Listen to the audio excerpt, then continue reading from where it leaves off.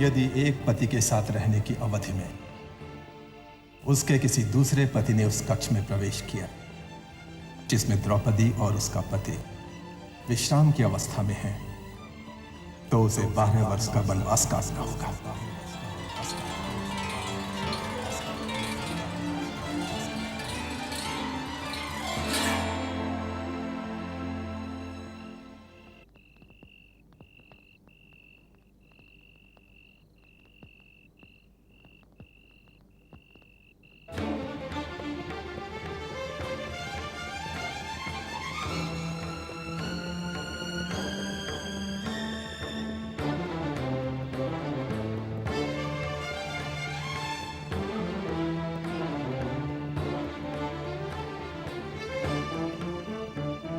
चलिए प्रभु।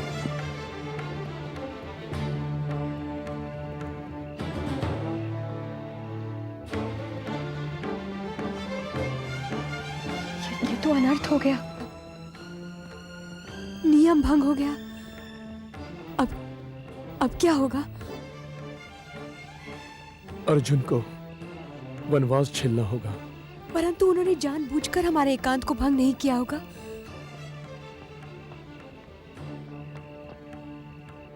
फिर भी नियम तो भंग हुआ है। नियम जानकर तोड़ा जाए या अनजाने में, और उसे तोड़ने वाला कोई भी हो, इसका परिणाम तो भोगना ही पड़ता है।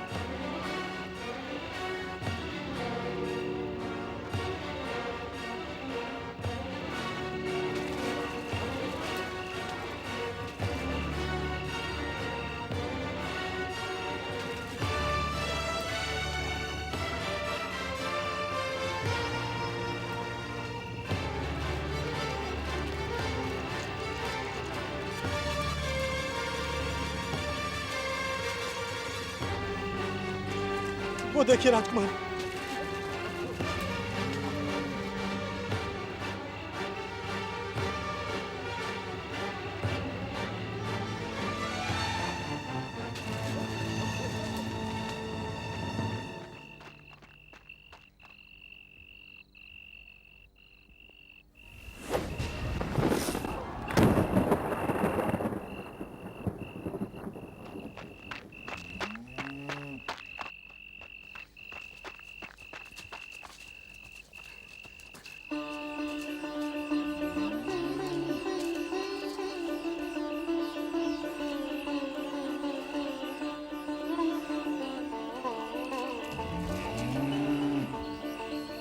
ईश्वर आपको सदा सुखी रखे,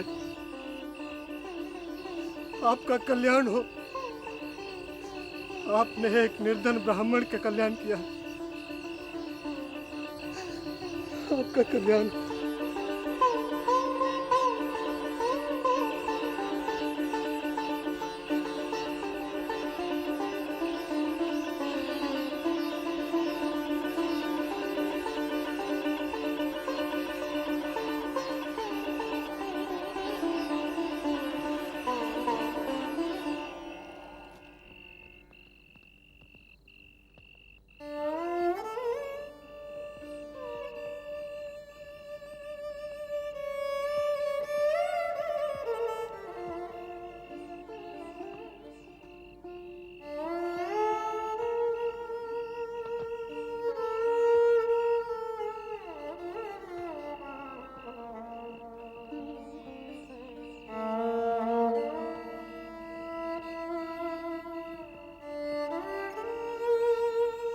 मैंने ऋषि व्यास के नियम को तोड़ा है पांचाली,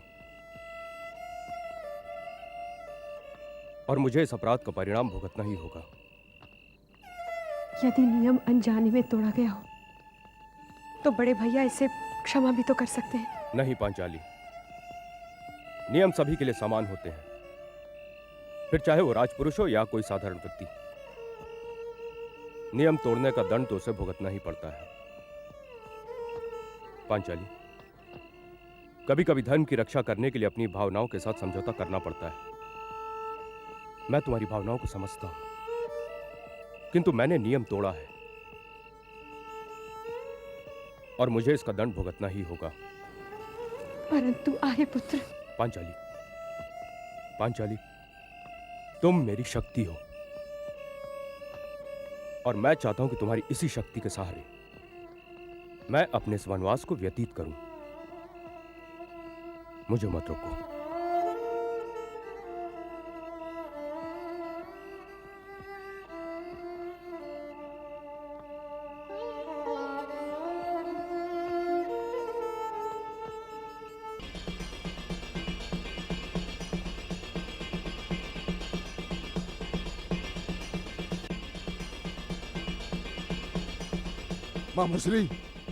मामा श्री चमत्कार हो गया, चमत्कार हो गया मामा श्री, चमत्कार हो गया। जो आप न कर पाए, जो मैं न कर पाया, वो स्वयं विधाता ने कर दिखाया, वो स्वयं विधाता ने कर दिखाया मामा श्री। उस अर्जुन को 12 वर्षों के लिए वनवास हो गया, सब जानता हूं भांजे, सब। परंतु ये इतना प्रसन्न होने की बात नहीं जितना तुम प्रसन्न हो रहे हो। भांजे, इन पांडवों पर हम तब तक पार नहीं पा सकते जब तक कृष्ण की शक्ति का तोड़ हमारे हाथ न लग जाए। कृष्ण की शक्ति का तोड़? कृष्ण की शक्ति का तोड़ मामा श्री, किंतु वो आएगा कैसे हमारे हाथों? आएगा नहीं भांजे। आ गया समझो।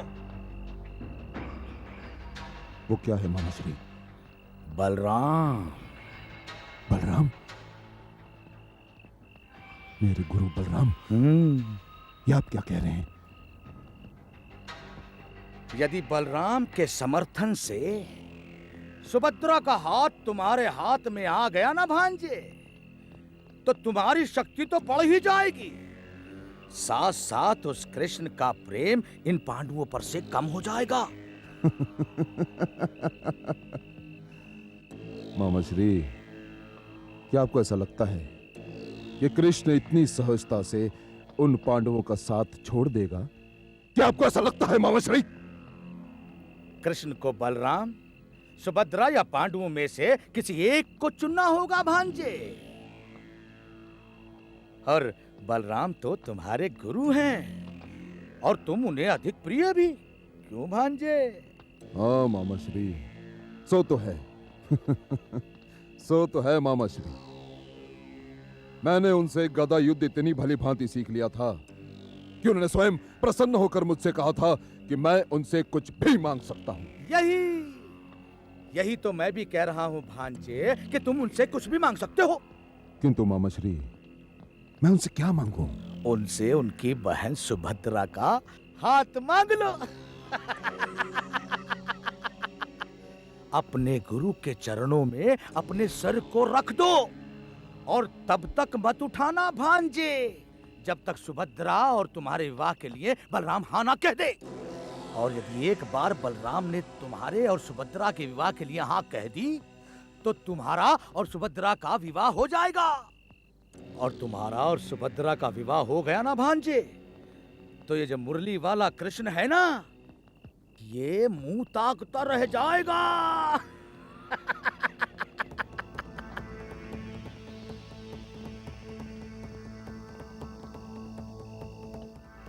वाह वाह मामा श्री वाह, क्या दूर की कौड़ी लाए हैं आप, क्या दूर की कौड़ी लाए हैं। किंतु मामा श्री, वहां जाने के लिए कोई कारण तो होना चाहिए। वहां जाने के लिए जो कारण मुझे ज्ञात है ना भांजे, उससे उपयुक्त कोई कारण हो ही नहीं सकता। इस समय सारे यदुवंशी सुभद्रा का जन्मोत्सव मना रहे हैं। तिरकिड़ दुम था धा।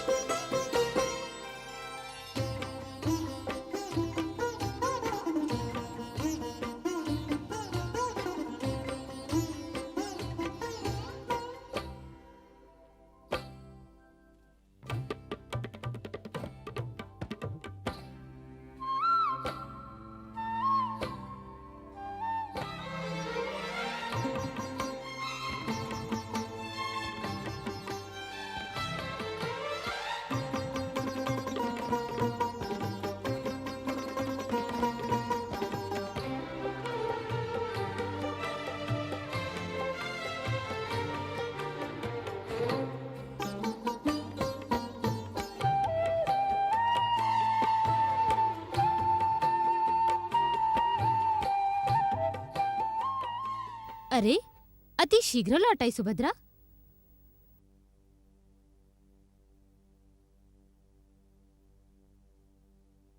क्या उत्सव समाप्त हो गया? नहीं, चल रहा है। तो फिर तुम क्यों चली आई? मुझे अच्छा नहीं लगा रुक्मणी भाभी। क्या अच्छा नहीं लगा? पता नहीं हस्तिनापुर से दुर्योधन को यहाँ आने का निमंत्रण किसने दिया।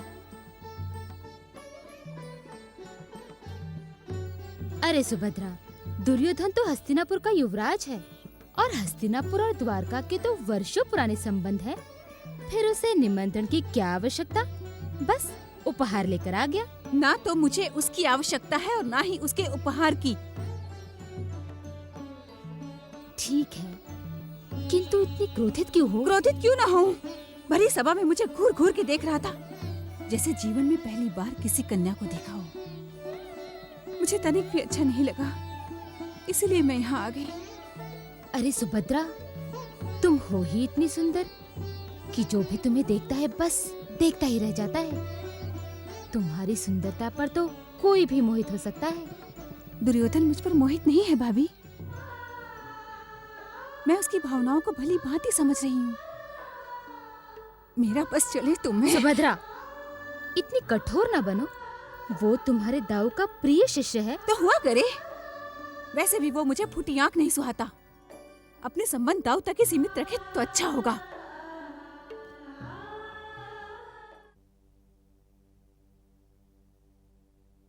गुरुदेव, ये छोटा सा उपहार राजकुमारी सुभद्रा के लिए।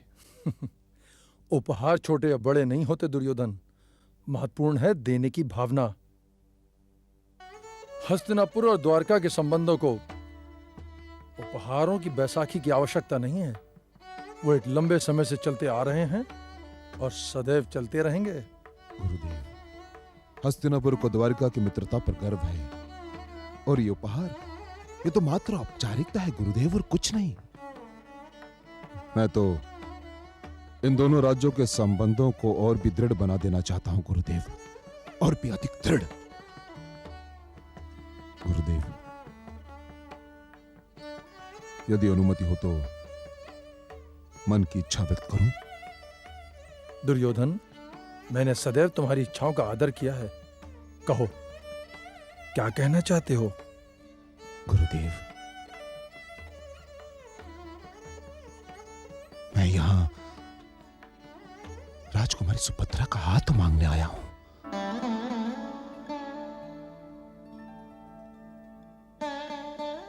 और यदि राजकुमारी सुभद्रा मेरी धर्मपत्नी बनना स्वीकार कर लें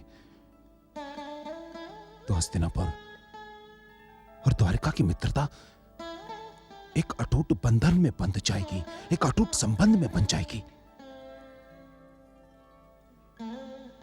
और समस्त संसार में ऐसा कोई नहीं होगा जो हमारी शक्ति की तुलना कर सके। हाँ गुरुदेव, गुरुदेव, मुझे पूर्ण विश्वास है कि आपको मेरा प्रस्ताव स्वीकार होगा। दुर्योधन, सुभद्रा हस्तिनापुर की पटरानी बने, इससे अधिक प्रसन्नता मेरे लिए और क्या हो सकती है। मुझे तुम्हारा ये प्रस्ताव स्वीकार है। गुरुदेव, धन्य है गुरुदेव, धन्य है। पुत्र, बिना मंत्रणा के तुमने ऐसा वचन दुर्योधन को कैसे दे दिया? क्यों पिताश्री? क्या सुभद्रा के बारे में निर्णय करने का मुझे कोई अधिकार नहीं है? बलराम, कन्या के विवाह का निर्णय तो कन्या की इच्छा पर छोड़ा जाना चाहिए, परंतु तुमने तो सुभद्रा के लिए निर्णय लेकर उसके स्वयंवर के मौलिक अधिकार को समाप्त कर दिया। किंतु पिताश्री, मैंने तो निर्णय। बलराम, अब इस विषय में तुम्हें जो कुछ भी कहना या सुनना हो वो कन्हैया से कहो। भले ही वो छोटा सही, पर वो है तो सुभद्रा का भाई ही।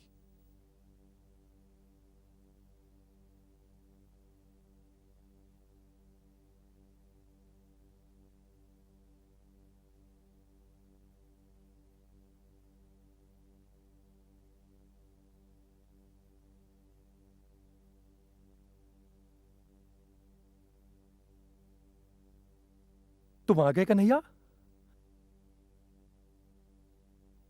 मैं तुम्हारी प्रतीक्षा कर रहा था। कहिए दाऊ। मैं एक उलझन में हूं कन्हैया। उलझन में? और आप? दाऊ, आप तो स्वयं दूसरों की उलझनें दूर करते हैं, भला आपको क्या उलझन हो सकती है? यही समझ लो,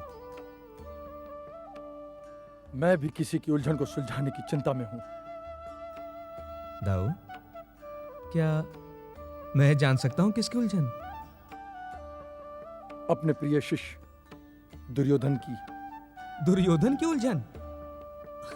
दाऊ, जहां तक मैंने सुना है, दुर्योधन तो दूसरों की उलझन का कारण है, भला उसकी क्या उलझन हो सकती है? दुर्योधन ने मुझसे सुभद्रा का हाथ मांगा है। तो आपने इस बात का क्या उत्तर दिया दाऊ? मैंने कहा कि मुझे कोई आपत्ति नहीं है, मैं सुभद्रा का हाथ उसके हाथ में देने को तैयार हूं, किंतु माताश्री और पिताश्री इस संबंध के पक्ष में नहीं हैं। कन्हैया, तुम्हारा क्या विचार है?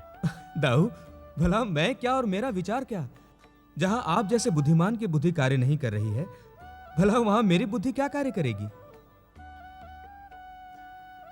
परंतु यदि आप बुरा ना माने तो मैं आपसे एक बात कहूं।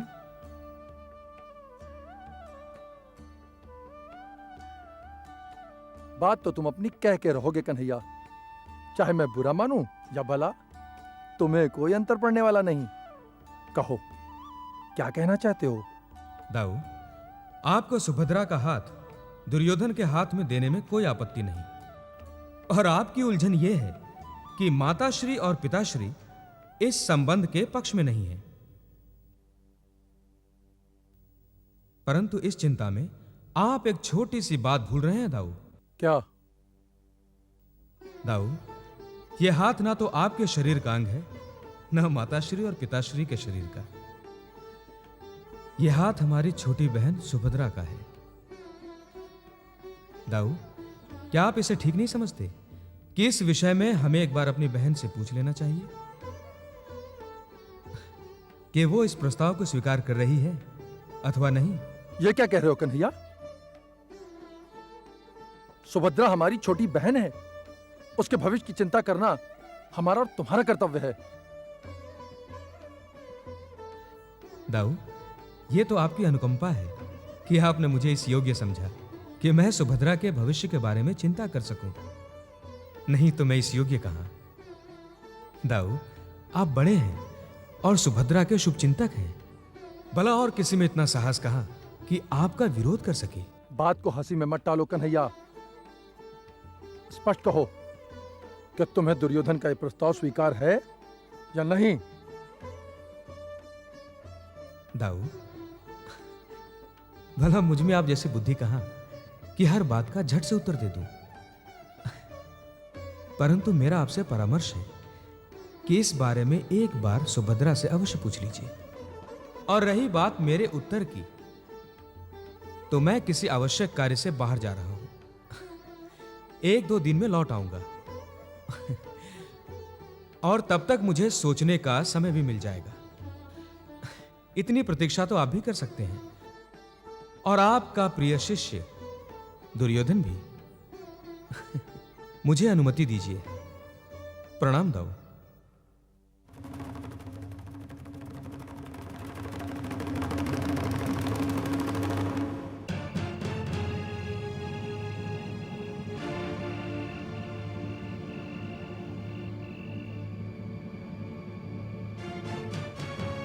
भांजे,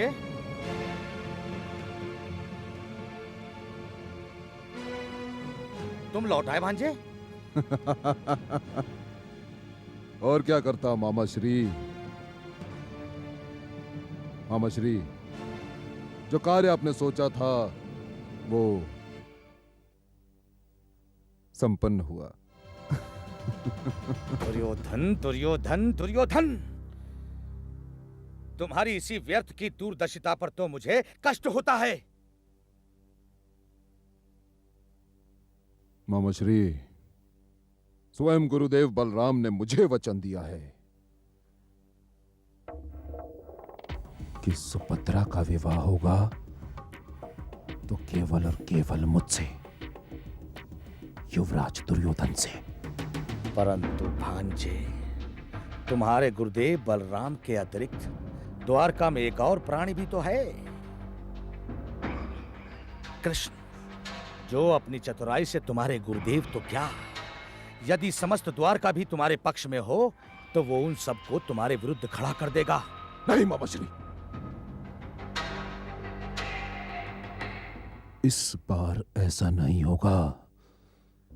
परिणाम की अग्रिम सूचना मैंने तुम्हें दे दी है और मुझे पूर्ण विश्वास है भांजे कि तुमने यहां लौटकर मेरी योजना पर पानी फेर दिया है। एक बात जान लो भांजे, जो समय की गति को नहीं समझते उन्हें दर दर की ठोकरें खानी पड़ती हैं। हाँ,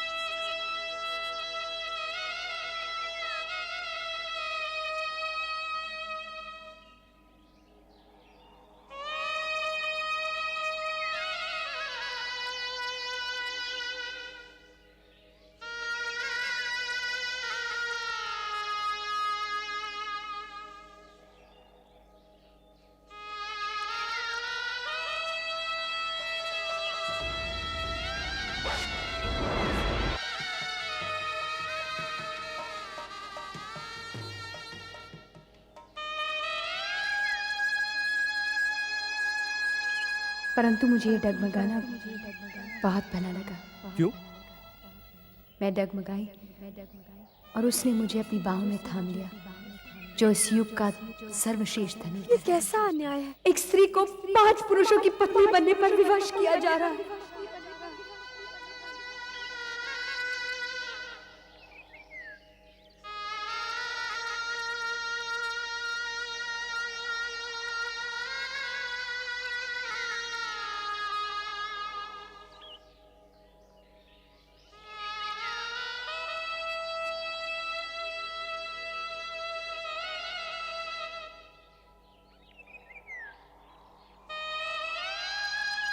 मेरी आंखों में देखिए, आपको अपने आप ही उत्तर मिल जाएगा। विशेष प्रेम दृष्टि रखना अपना आपके लिए उचित है और ना ही मेरे लिए। आपने स्वयं को सीमा में बांध दिया है, किंतु मैंने कभी ऐसा नहीं सोचा। पांचाली, तुम मेरी शक्ति हो और मैं चाहता हूं कि तुम्हारी इसी शक्ति के साथ मैं अपने इस वनवास को व्यतीत करूं।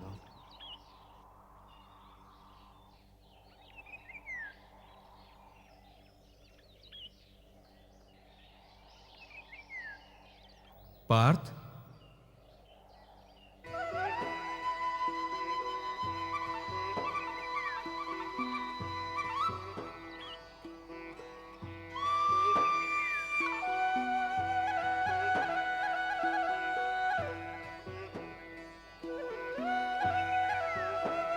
केशव, एक मित्र अपने मित्र को ढूंढ ही लेता है पार्थ,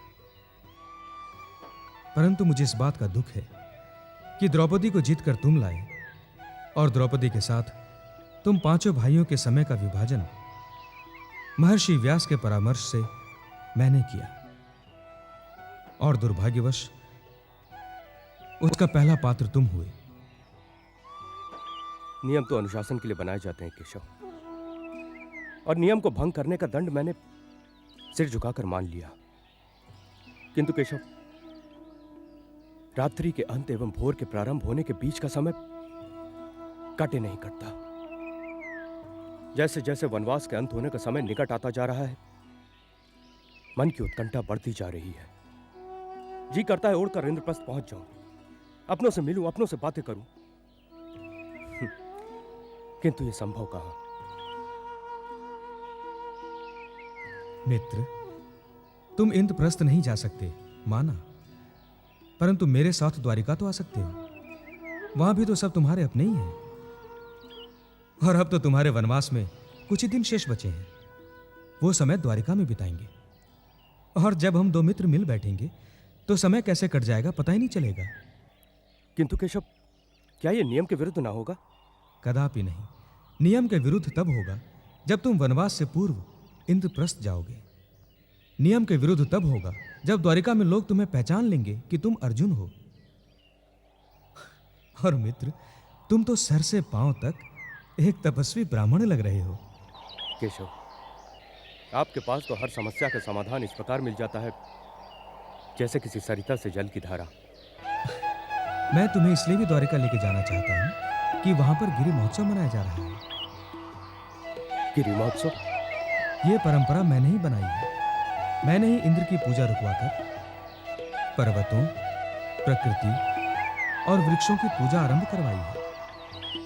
अर्जुन, मैं चाहता हूं कि तुम भी मेरे साथ चलो। केशव, आपने मेरा एकांत समाप्त कर दिया। मैं आपके साथ अवश्य चलूंगा। चलो।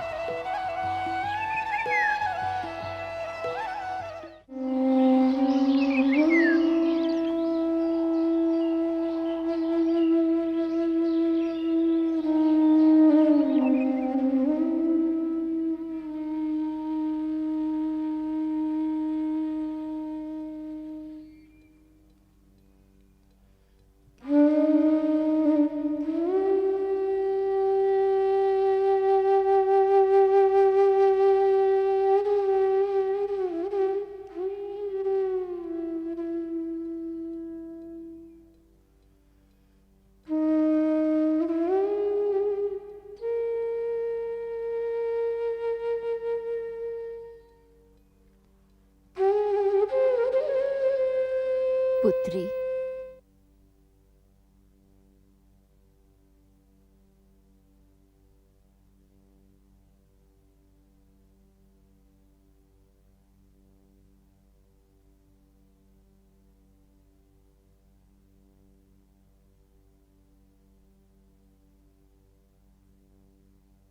मैं जानती हूं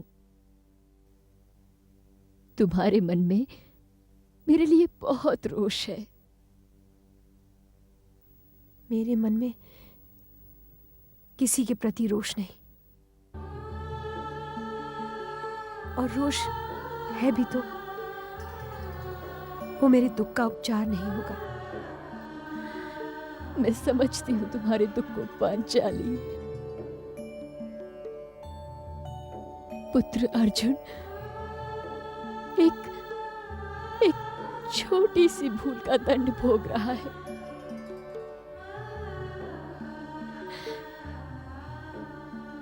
माताश्री, आप निराश न हो।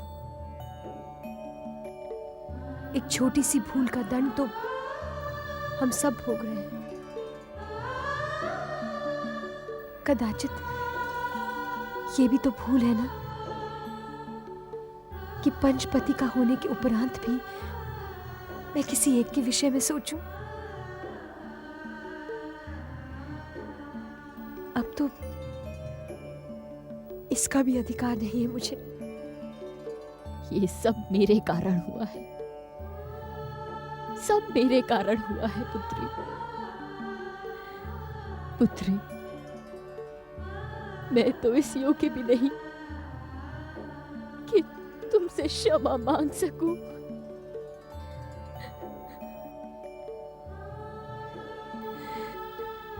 आपके कारण कुछ नहीं हुआ है माता। जो कुछ हुआ है वो नियति के कारण हुआ है। मेरे कारण हुआ है, किंतु माता, मैं जानती हूँ पांचाली,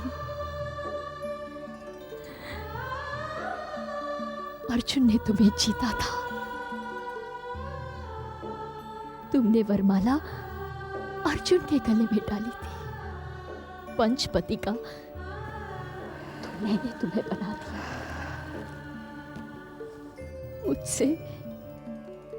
मुझसे घोर अनर्थ हो गया है पुत्री। हो सके तो मुझे क्षमा कर दो। माता, अब इन सब बातों से कोई लाभ नहीं है। पश्चाताप भी मन को धीरज नहीं बंधाता। धनुष से निकला बाण लौट कर नहीं आता।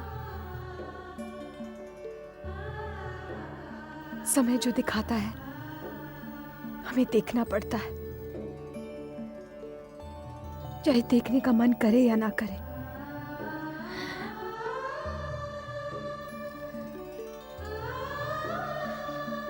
पुत्री, समय दुख देता है तो दुख का उपचार भी देता है।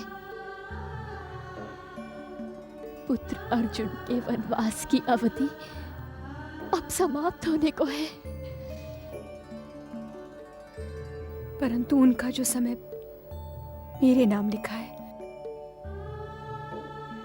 वो प्रतीक्षा के क्षणों में बदलता रहा।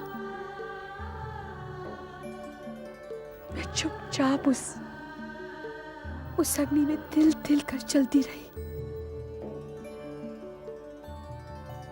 अश्रु भी उस जलन को मिटा ना सके।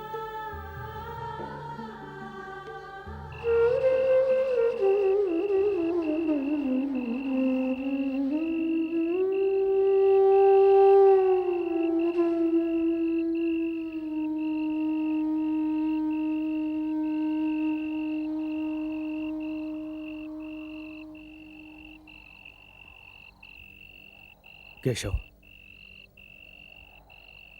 भगवान शिव का इतना सुंदर मंदिर मैंने प्रथम बार देखा है।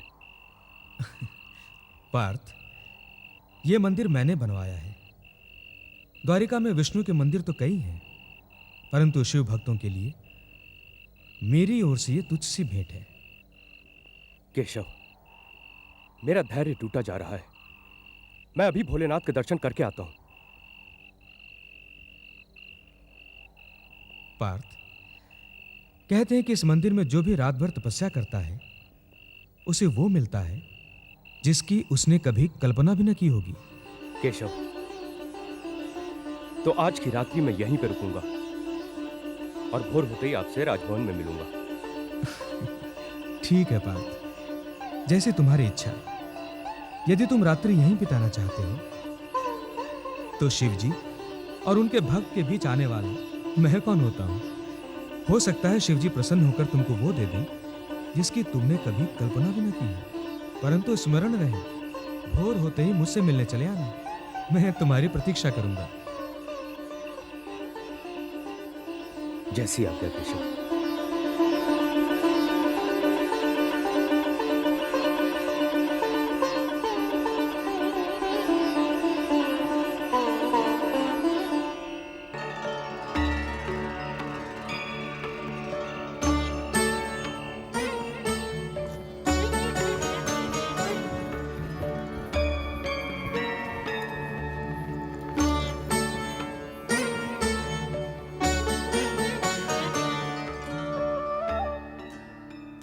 अब इस बार मेरी बहना को क्या हो गया? मैं आपकी प्रतीक्षा करते करते थक गई भैया। पता नहीं आप कहाँ चले गए थे। तनिक भी अपनी अनुजा का ध्यान नहीं आया। भला ये कैसे संभव हो सकता है कि मुझे अपनी प्रिय बहन का ध्यान नहीं? क्या हुआ, मुझे नहीं बताओगी? क्या बताऊं भैया, यहाँ तो अनर्थ हो रहा है। अनर्थ? और यहाँ? परंतु मुझे तो ऐसा कुछ दिखाई नहीं दे रहा है। मैं तो अभी अभी द्वारिका के मार्ग से होकर आ रहा हूँ यहाँ। जाइए, मैं आपसे नहीं बात करूंगी। यदि मेरी प्रिय बहना मुझसे बात नहीं करेगी तो मुझे पता कैसे चलेगा कि अनर्थ कहाँ हुआ, क्यों हुआ और किसके साथ हुआ? अनर्थ मेरे जीवन के साथ हो रहा भैया। मेरे विचारों के साथ, मेरी भावनाओं के साथ हो रहा है। ये तो सचमुच बहुत चिंता का विषय है। मुझे नहीं बताओगी कि क्या हुआ? दुर्योधन ने मुझसे विवाह करने का प्रस्ताव रखा है।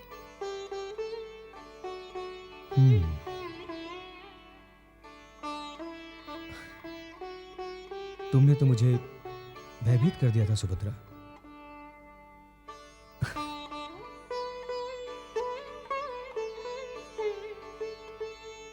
सुभद्रा, प्रत्येक कन्या जब विवाह के योग्य हो जाती है तो उसे इस प्रकार के विवाह के प्रस्ताव तो आते ही हैं।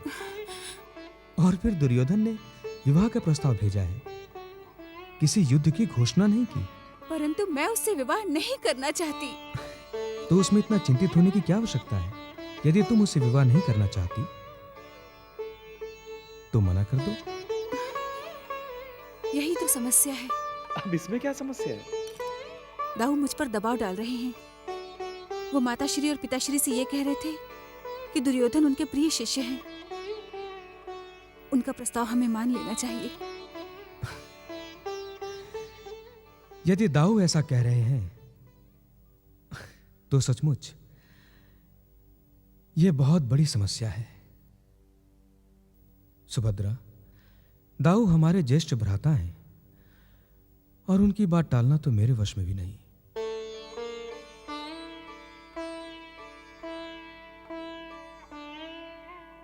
आप भी ऐसा कह रहे हैं?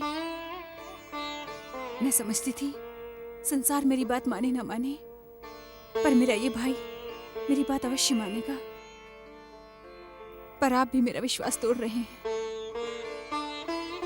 सुभद्रा, तुम ये भली भांति जानती हो कि मैं तुमसे कितना स्नेह करता हूं,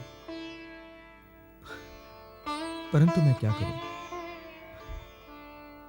दाऊ के आगे मैं सच विवश हूं।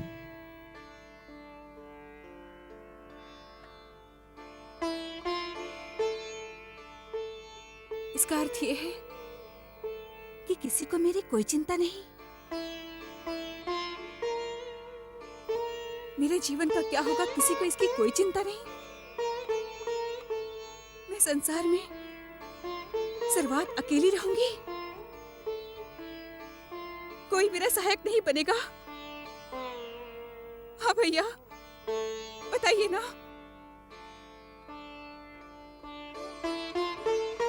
आप सब जा सकती हैं।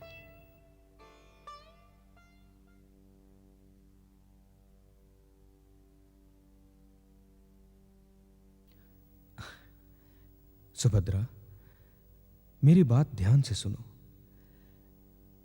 द्वारिका की सीमा पर जो शिवालय है, तुम वहां जाकर भोलेनाथ को अपनी सहायता के लिए पुकारो। मुझे पूर्ण विश्वास है कि वे तुम्हारी सहायता के लिए आएंगे, और यदि वे स्वयं नहीं आए तो वे किसी न किसी को तुम्हारी सहायता के लिए अवश्य भेजेंगे। इसके अतिरिक्त तुम्हारे पास और कोई विकल्प नहीं।